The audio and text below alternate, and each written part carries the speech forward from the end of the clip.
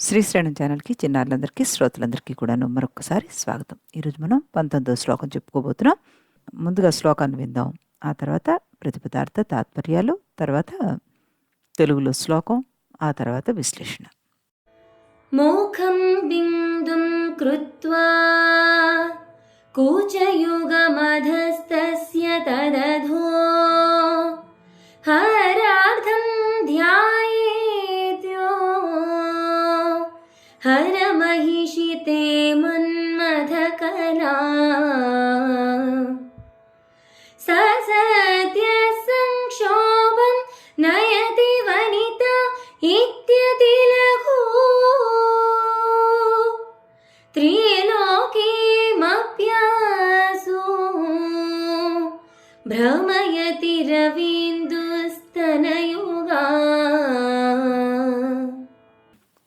శ్రావణి చాలా చక్కగా పాడి వినిపించింది. ఇది కూడా ఆరభి రాగంలోనే ఉంది మనకి. ముందుగా ప్రతిపదార్థ తాత్పర్యాలు తెలుసుకుందాం మనం. హరమహిషి అంటే పరమేశ్వరుని దేవి, ముఖం ముఖాన్ని, బిందుము బిందు రూపంగా, కృత్వా చేసి, తస్య దానికి, అధః క్రింద, హర శివుని యొక్క అర్ధ సగమైన శక్తి రూపము, కృత్వా ఉంచి, తత్ర అక్కడ, తే నీ యొక్క, మన్మథ కలాం కామబీజమును, యహ ఎవడు, ధ్యాయేత్ ధ్యానిస్తున్నాడో, సహ అతడు, సద్య వెంటనే, వనితాహ స్త్రీలకు, సంక్షోభం కలతను, నయతి కలిగిస్తున్నాడు.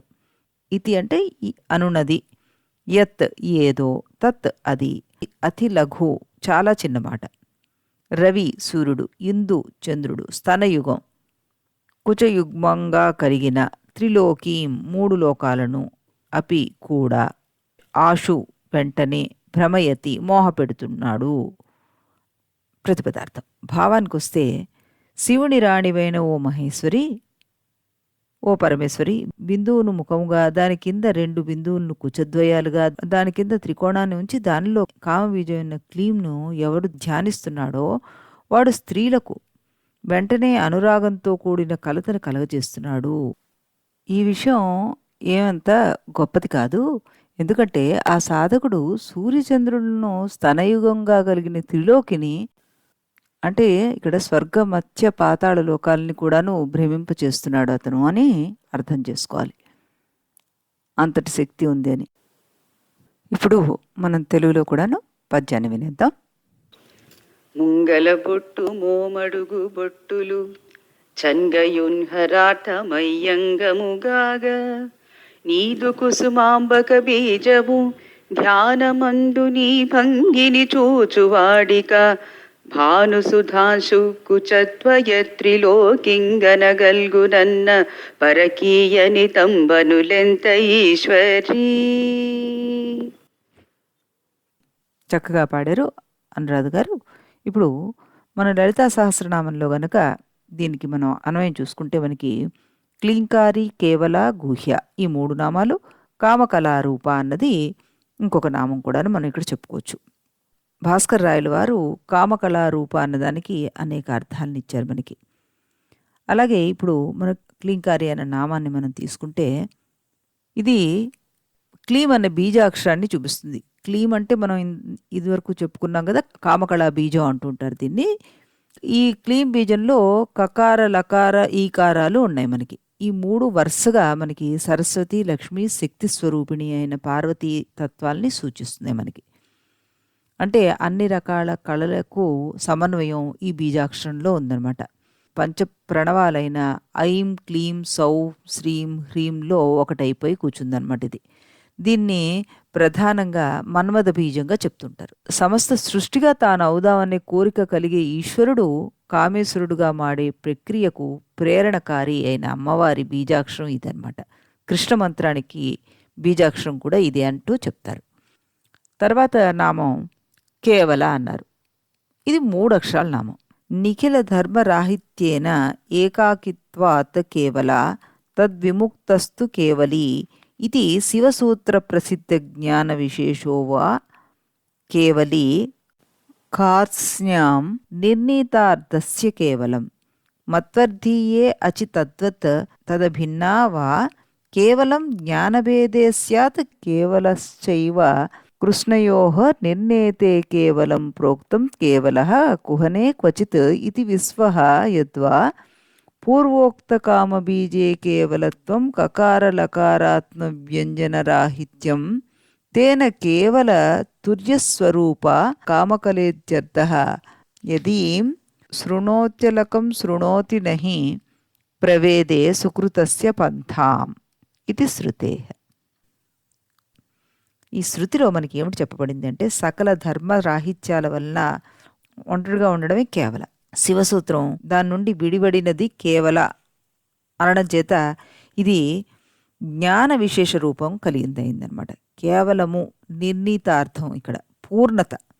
విశ్వనిఘంటువు కేవలం అనే పూర్ణతను నిర్ణీతాన్ని చూపిస్తుంది. అలా కాకపోతే మనం ఈ పై దాంట్లో చెప్పుకున్నాం కదా, కామబీజం నందు కకార లకార వ్యంజనాలను తొలగిస్తే మిగిలేది ఈం అన్నది కామకళది. అది తురీయ రూపం. కేవల తురీయ రూపమైన కామకళారూపిణి దేవి. శృతి చెప్తుంది మనకి ఏమని, కకార లకారం లేని ఇంకారం ఎవడు వింటాడో వాడు సుకృత మార్గమును పొందగలడు అంటూ చెప్తున్నాడు. అంటే ఈ ఈం అనే బీజాక్షరంతో మనం ఇదివరకు కూడా చెప్పుకున్నాం, నిర్గుణ జ్ఞానం యొక్క లోకాన్ని పొంది మోక్షాన్ని పొందుతాడు. కామబీజం చేత ధర్మార్థ కామాలు పొందపడతాయి. కామ కళ చే మోక్షాన్ని పొందుతాడు. ఏ విధమైన భేదాలు కానీ ఇతరములు కానీ లేనటువంటి పరబ్రహ్మ స్వరూపిణి ఆవిడ. ధ్యానంలోని అనుభూతి పరాకాష్ఠలో ఉన్నప్పుడు అన్ని రకాల మనోరూపాలు, ఆకారాలు, నామాలు ఉండే సన్నివేశ అనుభవాలన్నీ ఆగిపోయి ఒక అనుభూతిగా స్థిరపడిపోయే రూపాన్ని సూచించే నామమే ఈ కేవలం. ఒకే ఒక తత్వాన్ని సూచిస్తుంది అది. పరాకాష్ఠ స్థితిలో ధ్యానంలో స్థిరపడిన ఒకే ఒక అనుభూతి రూపం ఈ నామం. దాని తర్వాత మనకి గుహ్య అన్న నామం వచ్చింది. ఇది రహస్యాతి రహస్యమైనది అంటూ చెప్తున్నారు. ఎంత చెప్పినా ఎంత వివరించినా ఎన్ని నామాలతో స్మరించినా ఇంకా రహస్యంగా మిగిలిపోయే తత్వం అమ్మవారిదన్నమాట. మనలో గుహ్యాతి గుహ్యంగా ఉండి అంతఃకరణలో కనబడకుండా ఉండి సమస్త వ్యాపారాన్ని, సమస్త జీవన విధానాన్ని నిర్వహిస్తుంది అమ్మవారు. కాబట్టి ఆవిడని గుహ్య అని శృతుల్లోనూ స్మృతుల్లోనూ శాస్త్రాల్లోనూ సూక్ష్మంగా అతి రహస్యంగా ప్రతిపాదించబడింది కాబట్టి ఆవిడ గుహ్య అన్నారు. ఎంత ప్రతిపాదించినా ఆవిడ రహస్యం ఇంకా ఏదో మిగిలే ఉంటుంది. శృతి స్మృతి శాస్త్రాల్లో ఆవిడ సూక్ష్మంగా ప్రతిపాదించబడింది. హృదయం అనే గుహలో ఉండే ధర్మస్వరూపిణి ఆవిడ. ఈ రకంగా ఈ నామాన్ని కూడా మనం ఇక్కడ అన్వయపరుచుకోవచ్చు. ఇకపోతే మనం ఇంకో నామం గురించి కూడా చెప్పుకున్నాం. ఏంటది? కామకళారూపాన్నం. ఇది కొంచెం గంభీరంగా దీన్ని అనేక అర్థాలు తీసుకునే విధంగా ప్రస్తావించారు భాస్కర్ రాయలు వారు. బిందుత్రయము హార్దకళ చేరి కామకళ అవుతుందన్నారు. ప్రథమ బిందువు కామం, చివరి బిందువు కళ, రమ అన్నమాట. వీని ప్రత్యాహారమే కామకళ. పరాశక్తి స్పష్టంగా శివశక్తి సమాగమమైన బీజాంకుర రూపము అంటూ చెప్పేదే ఈ కామకళా విలాసంలో చెప్తారు మనకి. త్రిపుర సిద్ధాంతంలో అయితే కామేశ్వరుల రూపమే కళ, అందుచేతే ఆవిడ కామకళ అన్నారు. మంత్రశాస్త్రంలో మనకి క్లీం అనే అక్షరాన్ని కామకళా బీజం అంటారు అని చెప్తున్నారు ఇక్కడ. ఈ క్లీం అనే అక్షరం క, ల, ఈ నాలుగిటితో కూర్చబడిందని మనం చెప్పుకున్నాం. ఈ నాలుగింటికి క, ల, ఈ వదిలి నాలుగవదైన బిందువుతో కూడిన నాదాన్ని ఎవరు వింటూ ఉంటారో, పలుకుతూ ఉంటారో వాళ్ళు ఉత్కృష్టమైన పదవిని పొందుతారో అని ఆగమ శాస్త్రాలు చెప్తున్నాయి మనకి. బిందువుతో కూడిన నాదము అయ్యవారైతే ఆ నాద రూపమే అమ్మవారు. ఆ రూపాన్నే కామకళారూపం అంటుంటారు. అయ్యవారు అమ్మవారిని చూస్తున్నప్పుడు, వింటున్నప్పుడు ఇవేమీ అమ్మవారు కాదని, చివరకు ఆవిడలో ఏమి చూస్తే ఆవిడ లేకపోయినా ఆవిడని చూడగలడం, ఆవిడని వినకపోయినా ఆవిడని వినగలడం సిద్ధించగలదో ఆ రూపాన్నే అమ్మవారి కామకళారూపం అంటారు. ఈ రకంగా మనం లలితా సహస్రనామానికి దీన్ని అన్వయపరుచుకున్నాం. ఇకపోతే ఇందులో అసలు మూల అర్థానికి వెళ్తే గనక మనం ఈ శ్లోకం కూడాను మనకి వశీకరణ శ్లోకమే అని చెప్పుకోవచ్చు. ఏ సాధకుడు అమ్మవారి కామకళా రూపాన్ని ధ్యానిస్తాడో అతనికి మామూలుగా స్త్రీలను వశీకరణం చేసుకోవడం ఏమంత గొప్ప విషయం కాదు. ఆ సాధకుడు మొత్తం 3 లోకాలని కూడాను మోహింపజేయగలడు. అంతటి పవర్ వస్తుంది అతనికంటూ చెప్తున్నారు ఆదిశంకరులు. తంత్రశాస్త్రంలో వామాచారము, దక్షిణాచారం అని 2 మార్గాలున్నాయి. అంటే వామాచారులు భౌతిక రూపానికి సంబంధించిన దాన్ని పూజిస్తుంటారు. అది క్షుద్ర పూజ అని విద్వాంసులు అంటుంటారు. సమయాచారులు అమ్మవారిని ధ్యానించేటప్పుడు ఆమెలో భూ, భువ, స్వహ అనే 3 లోకాలను లేదా పాతాళము, మర్త్యలోకము, స్వర్గము అంటూ త్రికోణ స్థానంలో వాటిని ఉంచి ఆవిడ్ని పూజిస్తుంటారనమాట. సూర్యచంద్రులు కుచములు అంటూ మనం ఇదివరకు కూడాను చెప్పుకోవడం జరిగింది మనకి. అమ్మవారి స్తనద్వయాన్ని సూర్యచంద్రులతోటి మనం పోలుస్తాం. ఇదివరకు కూడా మనం చెప్పుకున్నాం. ఈ స్తనద్వయం ఏదైతే ఉందో అది ప్రపంచానికి చైతన్యాన్ని ఇచ్చేది, ప్రపంచానికి ఆహారాన్ని ఇచ్చే దాని కింద మనం చెప్పుకుంటున్నాం. ఆత్మ, మనస్సు, భౌతిక దేహం ఉత్పత్తికి సంబంధించిన కేంద్రము ఈ 3 అధీనంలో ఉండి వాటిపైన పట్టుత్వం వస్తుందో ఆ ధ్యానానికి సిద్ధి చేకూరుతుంది. ఆత్మ అంటే సూర్యుడు. సూర్య ఆత్మ జగతుహో కాలాత్మ దినకృత్. మనస్సు అంటే చంద్రుడు. చంద్రమా మనసో జాతః. బిందువు అంటే సంకల్ప కేంద్రం అన్నమాట. యోని అనగా కల్పకేంద్రం. సేంద్రయోనిహి అన్నది తైత్రీయోపనిషత్తులో మనకు చెప్పబడుతుంది. వాస్తవానికి సంకల్పం ఇక్కడి నుంచే మనకి పుడుతుందన్నమాట. ప్రతి వ్యక్తిలో 3 లోకాలు ఉంటాయి. పాతాళ లోకం ఇది దేహానికి నాభికి దిగువగా ఉండేదాన్ని సూచిస్తాం. మర్త్యలోకం ఇది దేహంనందు నాభి కంఠాల మధ్యలో ఉండే భాగాన్ని సూచిస్తాం. దేవలోకం ఇది కంఠానికి పైన ఉండే శిరోభాగాన్ని సూచిస్తాం. ఈ శ్లోకంలో చెప్పిన బిందువు దేవలోకానికి, స్తనద్వయం మర్త్యలోకానికి, యోని పాతాళ లోకానికి సంబంధించినవిగా మనం సమన్వయపరచుకోవాలి. ఈ పాతాళ మర్త్య దేవలోకాలని భూహు భువ స్వహ అంటే ఈ 3 లోకాలు మనలో పదార్థాలు శక్తి, బలము, ప్రజ్ఞ వీటిని సూచిస్తున్నాయి. ఆత్మ, మనస్సు, యోనిలపైన స్వామిత్వం సాధించిన వాడికి మిగతా వాటి మీద కూడాను పట్టుత్వం 1 నిమిషంలో వస్తుంది అని అర్థం ఇక్కడ.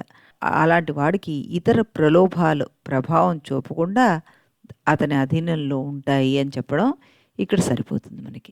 అలా ఆధిపత్యాన్ని సాధించిన వాడికి పరలోక సంబంధమైన ముక్తికాంత, మనం ఇదివరకు చెప్పుకున్నట్టుగానే ముక్తికాంత చేరువగుతుంది. ఇహలోక సంబంధమైన కాంతల మాటలు ఏమిటి, అలా అర్థం చేసుకోవాలి దీన్ని. ఈ రకంగా ముల్లోకాల మీద ఆధిపత్యం సాధించిన వాడికి ముక్తికాంత చేరువవుతుంది అనుకున్నాం కదా. కామరాజ బీజమైన క్లీంకారాన్ని జపిస్తే సాధకుడు ముక్తి పొందుతాడు అని. ఇది కౌళాచారులు, వామాచారులు కోరుకుంటారు. ఏది మన వశీకరణ మంత్రం అని చెప్పేది. సమయాచారులు వారికి కావాల్సింది మోక్షం కాబట్టి వాడికి లౌకిక ప్రయోజనాలతోటి వాళ్ళకి ఏ రకమైనటువంటి సంబంధం ఉండదు. ఇది ఈ శ్లోక రహస్యం కింద మనం చెప్పుకోవచ్చు అనమాట. ఇకపోతే దీనికి సంబంధించిన యంత్రము మనకి వలయాకారము హ్రీం బీజ చతుష్టయంతో కూడినటువంటిది అన్నమాట. ఇది మనకి సకల రాజ రాక్షస మృగ స్త్రీ వశీకరణాలని చేస్తుంది అంటూ మనకి ఇక్కడ చెప్తూ ఉంటారు. యథావిధిగా మనం ఎప్పుడు చెప్పుకున్నట్టుగానే ఈ యంత్రం కానీ ఈ బీజాక్షరాన్ని కానీ మనం ఎవరం కూడాను జపించకూడదు.